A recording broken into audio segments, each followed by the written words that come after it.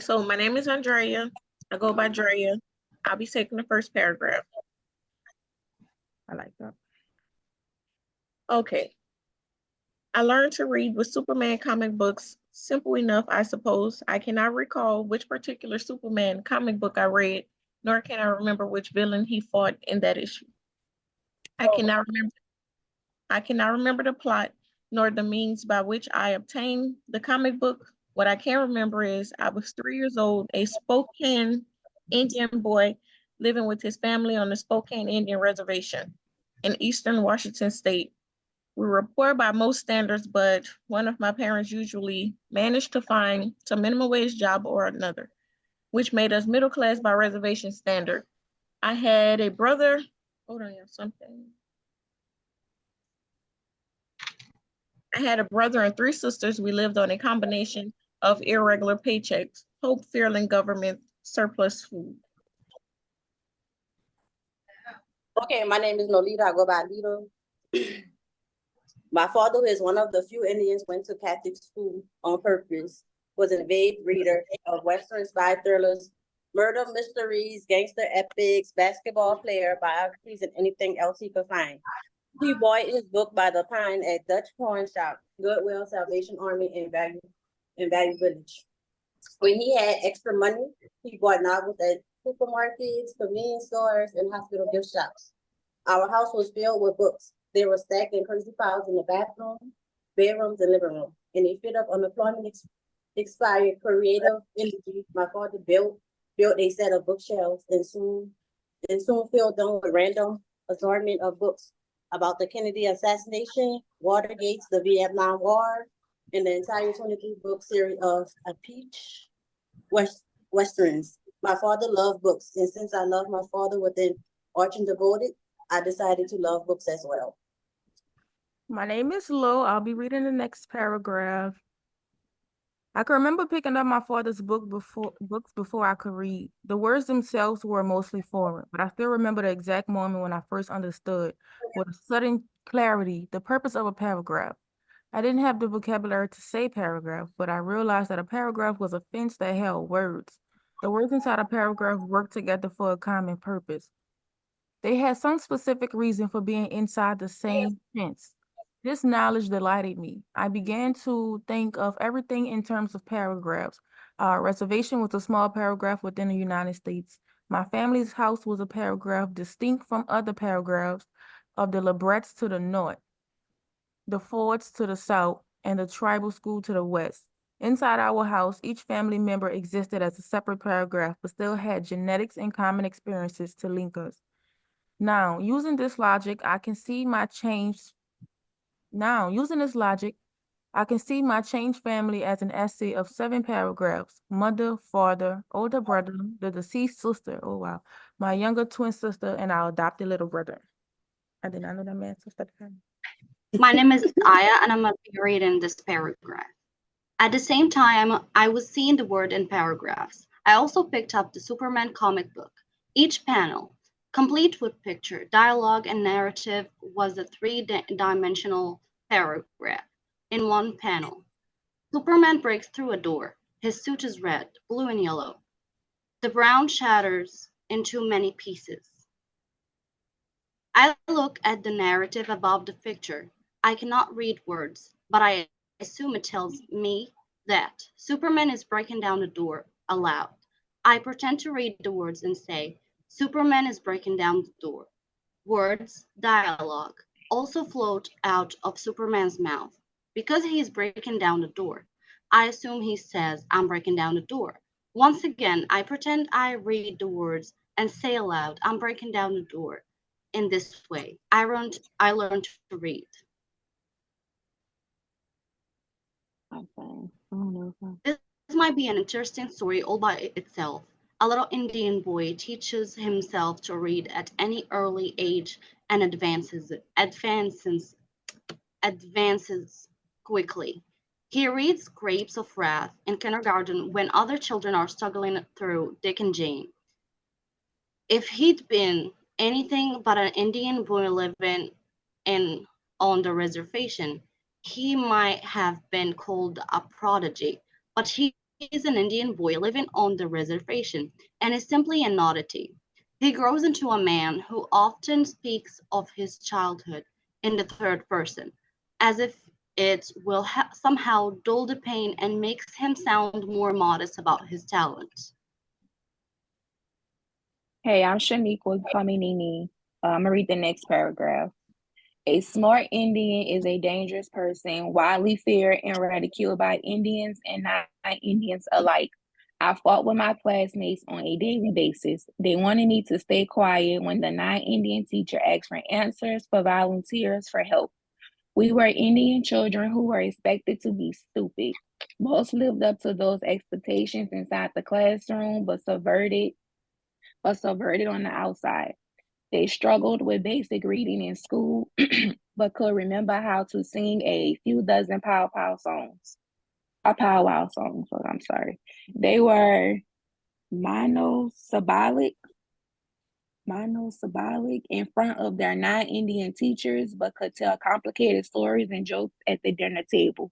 They submissively ducked their heads when confronted by a non-Indian adult, but would slug it out with the Indian bully who was 10 years older. As Indian children, we were expected to fail in the non-Indian world. Those who failed were ceremonially accepted by other Indians and appropriately pitied by non-Indians. I refuse to fail. Okay. No, go ahead. Okay. I refused to fail. I was smart. I was arrogant. I was lucky. I read books late into the night until I could barely keep my eyes open. I read books at recess, then during lunch, and a few minutes later, after I had finished my classroom assignments. I read books in the car when the family traveled to powwows or basketball games and shopping malls. I ran into the bookstore and read bits and pieces of as many books as I could. I read the books my father brought home from the pawn shops and secondhand. I read the books I borrowed from the library. I read the back of the cereal boxes. I read newspaper. I read the bulletin posted on the walls of the school, the clinic, the tribal office, the post office. I read junk mails. I read auto repair manuals. I read magazines. I read anything that had words and paragraphs. I read with equal parts joy and desperation. I love those books, but I also knew that love had only one purpose. I was trying to save my life. All right, I'll take the next one. Despite all the books I read, I am still surprised I became a writer. I was going to be a pediatrician. These days, I write novels, short stories, and poems. I visit schools and teach creative writing to Indian kids. In all of my years in a reservation school system, I was never taught how to write poetry, short stories, or novels. I was certainly never taught that Indians wrote poetry, short stories, and novels. Writing some good I'm sorry, y'all. Writing was something beyond Indians. I cannot recall a single time that a guest teacher visited a reservation. There must there must have been visiting teachers. Who were they? Where are they now? Do they exist? I visit the school as often as possible. The Indian kids crowd the classroom. Many are writing their own poems, short stories, and novels. They have read my books. They have read many other books. They look at me with bright eyes and arrogant wonder. They're they are trying to save their lives. Then there are a saloon and already defeated Indian kids who sit in the back rows and ignore me with theoretical precision. The pages of their notebooks are empty. They carry neither pencil nor pen. They stare out the window. They refuse and resist. Books, I say to them, books, I say. I throw my weight against their locked doors. The doors hold. I am smart. I am arrogant. I am lucky. I am trying to save our lives. Well, that was it. Yep. That's All it. right. I gotta go back to the question I again. think we should now move on to discussion the questions. I gotta pull it back up for some reason. I gotta see it. Okay, what Um, is your current attitude towards reading and writing?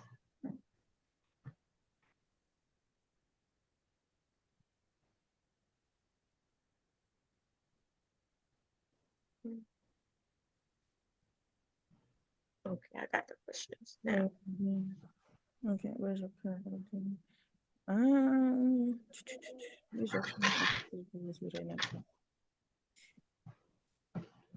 personally, I feel my current attitude towards reading and writing, I would say a positive attitude. I believe reading and writing is very important. Let's just take this situation for example. Even though he was born in poverty, but by him having, oh no, by him having resources and knowledge, he was able to break out of those boundaries. No, break out of those barriers because he was exposed to more things than non-Indians were. So he, he had a fighting chance. And to refer back to one of our other texts, he had a fixed mindset on things, and that's how he beat the odds of being in poverty. Yeah. Well, for myself, I feel like reading is very important. It's very fundamental in a lot of cases. But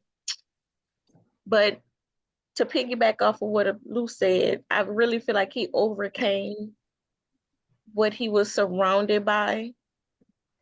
And being that he was introduced to books at such a young age from his dad and the comic books and things, I really feel like he had the upper hand and was able to advance quicker than others.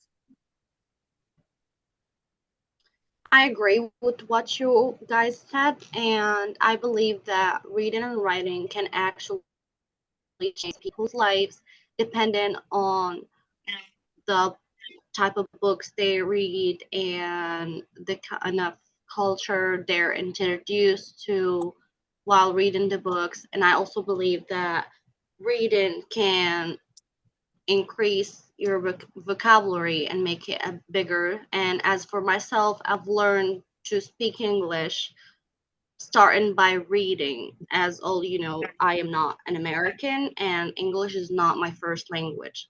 So the first thing that introduced me to English was reading short stories off Wattpad and stuff like that. And so, yeah, I believe reading is a really good thing to do My and a current good attitude, hobby to keep. I agree with all y'all. I'm sorry. But no, I agree with all y'all, what y'all saying. And I also feel like the more you read, the more knowledge you also have when it comes to things. And I also feel like that with writing also. Okay, I agree with all of y'all. I feel like when you read, you start to you under when you read, reading is a good thing. Once we all said, you learn, you gain knowledge, you start to read to comprehend. You're not just reading, no, you start to, and when you read, you get a good understanding of what you're reading. It's just very good to like Drea said, reading is fundamental, and it is. And like I said, it goes back to, the comprehending and understanding what you're reading. And when you do that, you start to make whatever you're reading, it starts to make sense, even when you elaborate. Far as writing, I feel like writing it's the thing where you could express yourself, whether it's feelings, what you're thinking about, maybe something that happened in the past or anything that's going on in the world today. I feel like both of them is positive. It gives you to express yourself, it gives you to elaborate, it also gives you to like an imagination, because we know a lot of books and stuff is either based on true stories of what really happened, or it can even be whether it's just made up. So, like, when you read, it's like people telling a story, or they stating facts, or even giving examples. Fact. And I think Well, and I think that's it. We should wrap her up in here.